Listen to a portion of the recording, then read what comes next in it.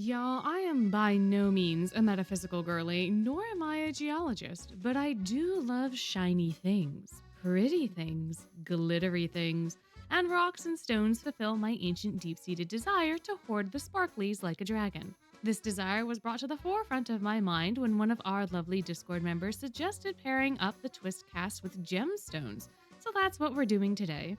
Gems and minerals are said to have various properties, symbolic meanings, and, depending on your persuasion, spiritual influences, the specifics of which all vary greatly depending upon your source. I swear every single gemstone and shiny rock I looked up had all of the same supposed meanings and properties, so I will readily admit that I cherry-picked the aspects of my chosen stones which made the most sense for the characters that they're connected to. We're talking hypotheticals here, so if you harshly disagree with me making the protagonist quartz, use that energy to fuel a comment on this video. Along the way, we'll also be chatting about EN server story content, so consider this your spoiler warning. Speaking of the protagonist, I did in fact equate them to quartz, clear quartz specifically, because I think this is the most versatile stone. I don't typically consider you in these types of videos because the main character is open to interpretation. They can take on any and every characteristic a person chooses, and in many ways is the epitome of a blank slate. Even the manga adaptations have several different yous, and the light novel has yet another version of this character, so how could someone quantify them in any sort of definitive thing? When it came to this specific consideration, though, the very first stone I thought of was quartz, specifically for you, for reasons I then had to puzzle out. Despite all the variances, you at their core is someone basic, blank, devoid of color, and yet they are integral to the plot since they're the catalyst for change. You is the one influencing things, regardless of what additional characteristics one might assign to them later, and quartz, I think, is very similar. This mineral is so plentiful and abundant it could be considered basic, and yet it's used in a variety of applications for all sorts of products and procedures. It's used in construction, jewelry, electronics, ancient burials, fine dining, breathing. It does it all, and yet it's often overlooked and undervalued due to its abundance. Taken for granted, if you will. Kind of like a certain other someone, no? Clear quartz specifically is apparently the master healer stone, and I think that works extremely well for you too. After all, they are involved in all of the overblots, they play some sort of role in the triggering and or healing of these events, and the fandom often jokes that Crowley is using them as free therapy. Yu doesn't have much of a choice in this matter, being a magically displaced individual, but even that I think can connect to this stone. The MC has to be here for a reason. There is a purpose for their displacement, and I think at this point we can all agree that they aren't in Twisted Wonderland via a fluke. If their purpose is to save or heal this world from an unavoidable calamity, then wouldn't this stone suit that need well? I think so. Therefore, it's being tied to you, at least the concept of you. Grim, on the other hand, I think would be best represented by onyx, a stone that absorbs and transforms negative energy while promoting stability and inner strength. Kinda like Grim eating the blot stones and absorbing the negative energies, transforming them into a power of sorts, so to speak. As of this recording, we're still not sure what Grim is or what his greater purpose at NRC is. However, he does clean up after each and every overblot by eating those stones, which I believe are the condensed negative energy and emotions of the overblottee. Unlike you, Grim isn't partaking in healing as much as he is absorbing, which I think suits his gluttonous nature well. Grim eats just about anything and everything, even regular stones off the ground. It doesn't matter the taste or texture if he's already eaten or not, anything is fair game as far as his stomach is concerned. Onyx, as far as I'm aware, is like this too, absorbing any and all negative energies surrounding someone and using that to fuel its other properties, such as inner stability and self-confidence. Grim, for his part, is probably the most self-confident kiddo on campus, constantly peacocking and proclaiming that he's the greatest mage ever. No matter what happens to him, Grim is by and large unaffected in the confidence department. There are moments where he's a bit sad at the consequences of his actions, however he bounces back relatively quickly and continues with his mantra that he's the greatest.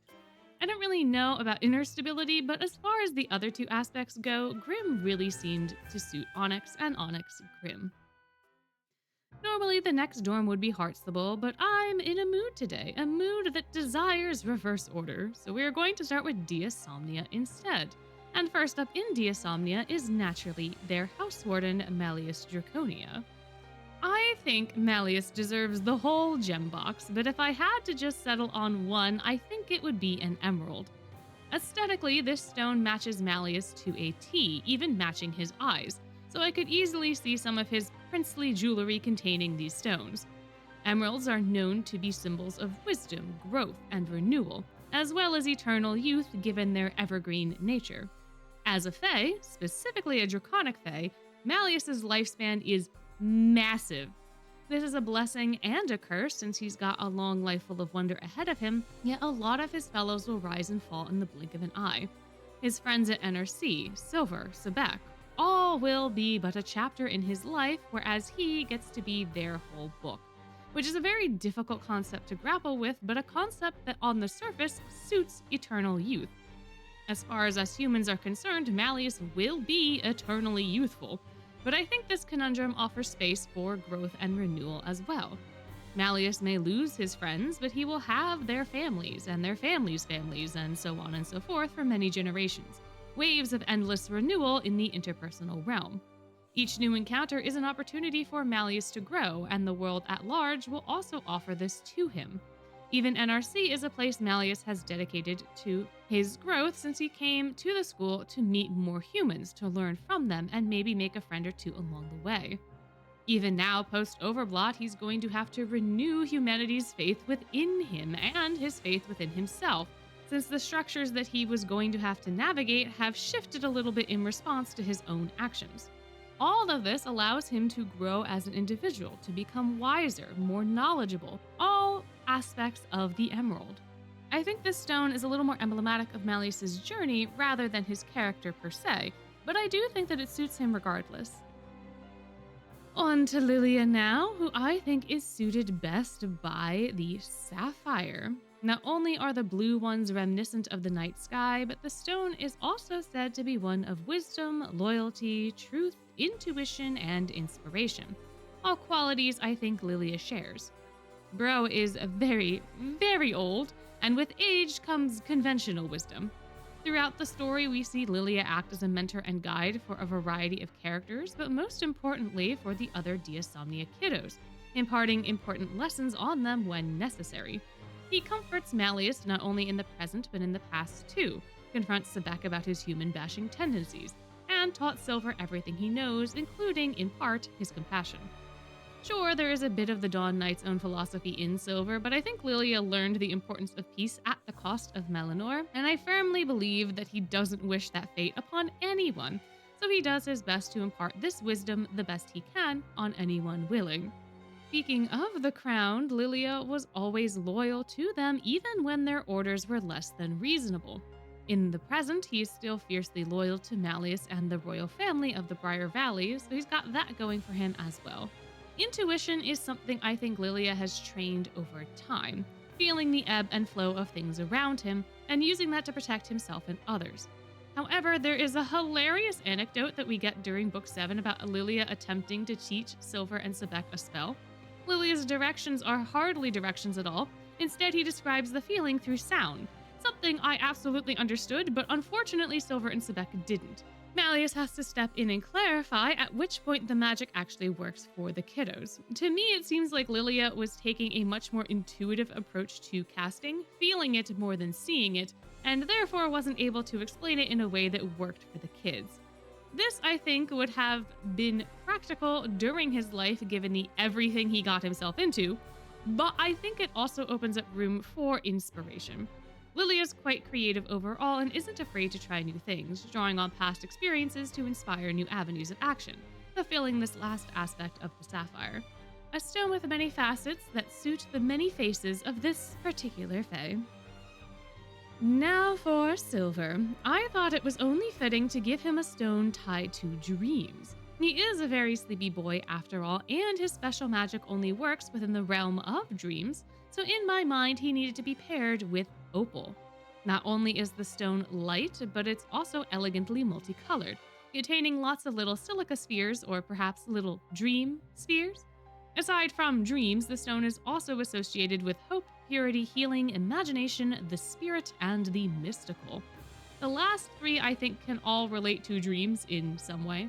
There are folks that think dreams can be spiritual or mystical, delivering messages, and others still feel that the imagination rules over them. Magic in this world, by its very nature, requires imagination in order to take form, so Silver's already got that covered. However, so does every other character, so it's really the other aspects of this stone that solidify its connection to Silver. Out of all the Twist boys, Silver has always stood out to me as being the most hopeful, and I think this is largely due to his tendency or willingness to see the various facets of a person. Whenever I talk about this, I end up back with Rolo, since this example so clearly illustrates the point. However, I think the Fairy Gala remix and a handful of other vignettes also underscore this, albeit less directly. Even when Silver loses hope in Book 7, it's a very internal thing. He doesn't blame the world, he doesn't blame Lilia, he only blames himself for something that he couldn't control. But once he's jolted out of his funk by Sebek, Silver retains his hope for everyone else the rest of the way through. When I originally wrote the script, it was before Book 7 concluded, but I think even afterwards, we just have more and more evidence of Silver being linked to this stone in particular within the realms of healing and love. Naturally, being part of a found family means that love is a little unconventional within that sphere. However, it is true and pure, so much so that it is able to resurrect Lilia, or at least is partially responsible for doing so. There are a lot of emotions wrapped up in the finale of Book 7, and especially with Silver too. He and Sebek both are the shining light of hope for everyone involved. They are the ones that are going to bring down Malleus, and even to the end, it is Silver trying desperately to hit that horn to get Malleus back. Not to slay him, not to have this end, not to have Malleus become this enemy of the world, but through his love for him and for the rest of his family, he wants Malleus and everyone else to be able to get along, for peace to be achieved. And Silver is willing to do whatever he can to get this. Even when things are dire, after Lilia dies, he is still able to connect with Malleus. Their desires are still able to resonate well, and their love for Lilia is what brings him back. They quite literally heal him with love. True love, in fact. So I really don't think there's any other stone that is quite as perfect for Silver. Last but not least is Sebek Zigvolt, the stauncher protector and defender of his lord Malleus Draconia. For someone so stalwart, I figured a stronger stone would be fitting, one that could reflect his resilience and persistence well. A stone like moissanite. Fun fact about this stone, or at least the naturally occurring ones, is that it's found in meteorite impacts, and meteorites are quite literally out of this world. Sebek marches to the beat of his own Malleus-coated drum, and I think that makes him rather strange to other people. He comes across very stubborn and proud, since he's very set in his ways, which can make him feel otherworldly in a more negative sense. It can be hard to understand the whys of Sebek's actions when they're shrouded in Malleus's shadow, and it's hard for others to approach him. To my knowledge, meteorites are also hard to approach generally, and typically are considered oddities, with this one being no different. Moissanite also is said to represent inner strength and resilience, qualities I think Sebek has in spades. He just needs to refine them a little more for the two to become true boons, but I'm confident that he'll get there, and from what we see in Book 7, at least in the conclusion, it seems like he's learning enough lessons to be on the right track. The story that he tells about his special magic as well is one of relentless pursuit, one that was fueled by his inner motivations, and even after crafting the ability, Sebek continues to hone it, to perfect it, which I think takes quite a bit of resilience. He's also someone who weathers the storm no matter how bad it is. He'll climb that mountain to get that flower no matter how high it is. He's going to get that spot on Malleus's lab coat out no matter how long it takes. And in almost all of his endeavors, he has tunnel vision, but also a form of resilience. Sure, Sebek may be part of the problem sometimes, but he takes everything in stride and uses it as a way to transform himself into a better guardsman. And I think this attitude is well represented with this stone. Next up is Ignihide, and first up within the dorm is our collective little brother Ortho, who I'm pairing with Sunstone. These spangled stones are said to represent joy, optimism, and vitality, things that one wouldn't necessarily connect to an artificial intelligence on principle, but Ortho's a bit different. Even when he's attempting to actively take over the world with Idia, he's looking on the bright side, inspiring the dungeon delvers in his own unique way, and the whole fiasco starts essentially from Ortho's hope. Even when the odds are low, practically non-existent, Ortho's still going to try to win, which is a very optimistic position, no? In Book 7, there are several instances of this as well.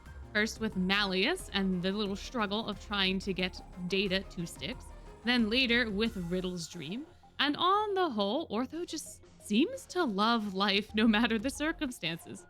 New experiences are embraced with enthusiasm by this kiddo as well, and through all the highs and lows, he's just so joyful. In the Fairy Gala, he is puzzling what it means to evolve, what it means to live, and he embraces his epiphany with enthusiasm. During the Wish Upon a Star event, he has faith that the weather will hold out, and even when it doesn't, he and Idia take it into their own hands to ensure that all of the wishes can reach the stars. Even when confronting overblood Malleus, there is still a lot of playfulness in the way that Ortho handles that confrontation that I think suits the nature of this stone. However, this sort of playfulness can also at times come across as bratty, since Ortho does also throw his weight around from time to time, including in that example. But I just can't help but feel that the overall essence of an Ortho is very similar to the overall essence of the Sunstone. These two may not match aesthetically, but they match spiritually, and I think that's much more important. So, Idia, our resident tech wizard, is going to receive Moldavite, the stone of transformation, change, fortune, protection, and progress. Idia is the shining paragon of technomancy, with his greatest creation, to our knowledge, being Ortho. And Ignihide on the whole is a dorm that focuses on technological progress. With all of Idia's gizmos, gadgets, and what have you, progress seemed to fit him quite well. Even in the personal realm, he does make decent progress from extroverted kid to depressed kid to shut-in kid and to now slightly less shut-in kid. So there is that as well. I think this journey also ties into transformation quite well, as Idia's gone through a few distinct phases: childhood innocence, loss, acceptance, loss again, and then finally hope.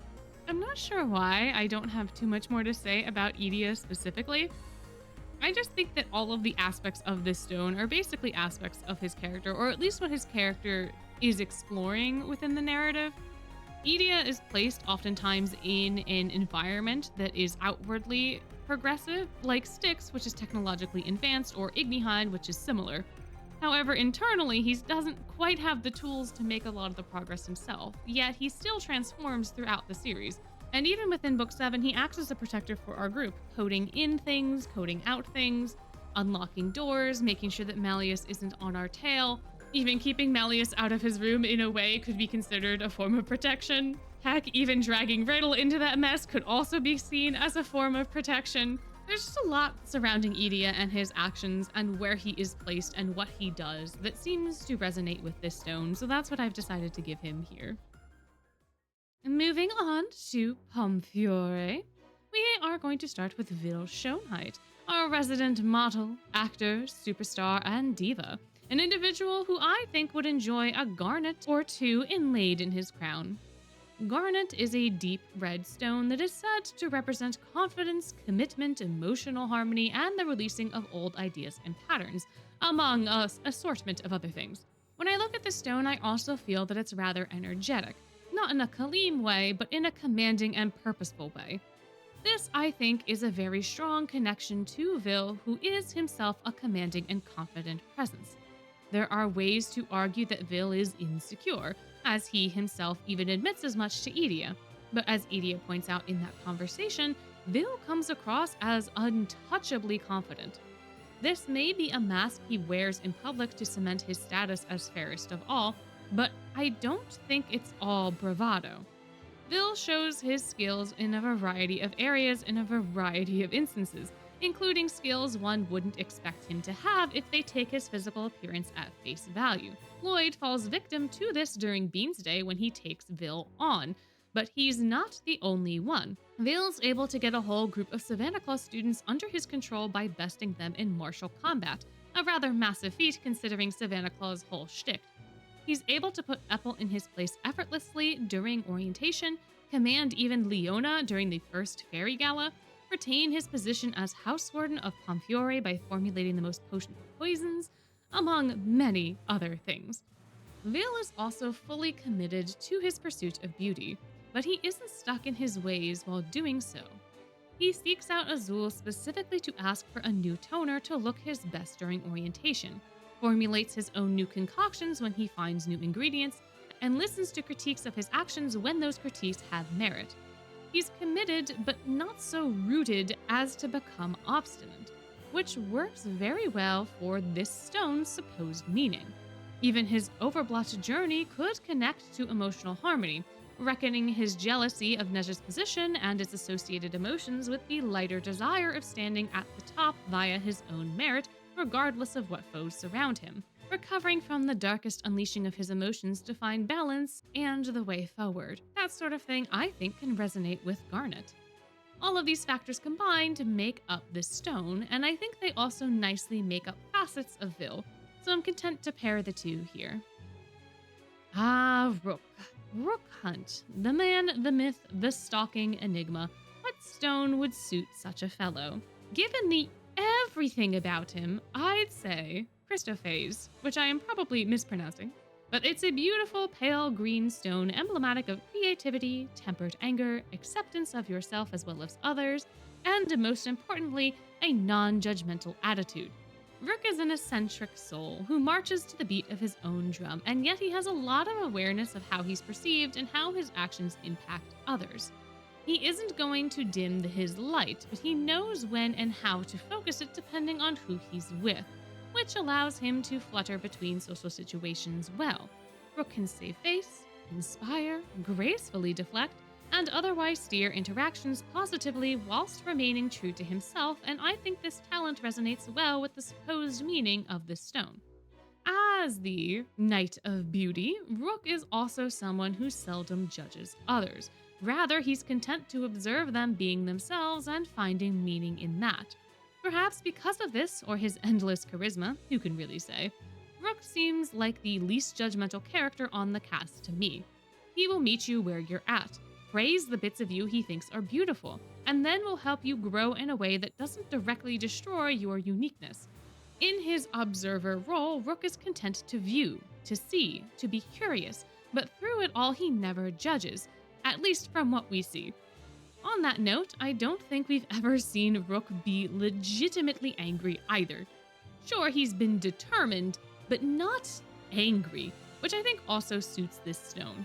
Plus, Rook is an avid photographer and patron of the arts, making him a symbol of creativity too. This may not be the only stone that represents these qualities, but because of them, I just can't help but think of Rook when I see this stone now, so it's what he's getting here. Epel is a rough and tough guy who probably deserves some sort of cool, highly masculine rock, right? Therefore, he's getting Turritella Agate, which isn't tied to masculinity per se, but it is tied to ancestry, survival instincts, preservation through trial, and some say it can even combat fatigue. This agate is unique in my mind as well because it's a fossiliferous stone, containing lots of shells and other bits of bygone eras. Epel is very deeply tied to his homeland and to his roots, his ancestry, and this is one of the larger bits of his character. Most of what he does for Harveston, even finding solace in his Pomfiore placement due to it giving him a better understanding of plants for fertilization. Throughout all of Harveston, Epel is so proud and happy to be sharing his local culture with relative strangers from school, easily falling into conversation with folks about apples, the mountain, the sledding, even his immediate family. It is also through these conversations that we find out Epel has always been a Spitfire, stirring up trouble as early as elementary school and running circles around the adults.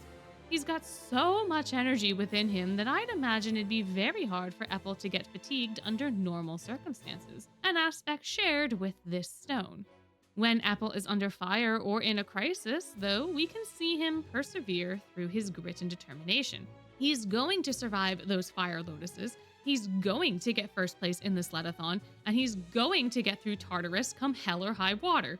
Every challenge that's faced is met with this sort of resilience, which can be good in the physical sense, like in White Rabbit Fest, but it does cause some issues in the more philosophical spheres.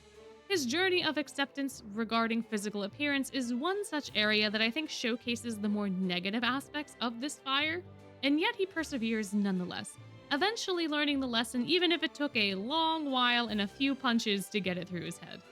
Epel, in many ways, is the collection of histories, the determination to survive throughout the eons, to live and be bright no matter the circumstances, which I think is where the aspects of this stone come from. The defiance of these shells to stay intact, to become something beautiful in the face of time, even if that beauty isn't conventional.